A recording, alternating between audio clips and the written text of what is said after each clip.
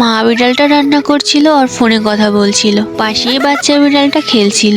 বাচ্চা বিড়ালটা খেলতে খেলতে গরম পাতিলের ভিতরে পড়ে যায়। অন্যদিকে মা কথা বলতে বলতে বাইরে চলে আসে। তখনও বাচ্চা বিড়ালটা সে গরম পাতিলের ভিতরেই ছিল। এদিকে মা কথা বলায় ব্যস্ত ছিল। অন্যদিকে গরম খাবার সহ সেই বাচ্চা বিড়ালটা নিচে পড়ে যায়। বাচ্চা বিড়ালটার চিৎকার শুনে মা দৌড়ে যায়। মা গিয়ে দেখে বাচ্চার অবস্থা খুবই খারাপ। বাচ্চাকে জড়িয়ে ধরে মা তো খুবই কান্না করছিল।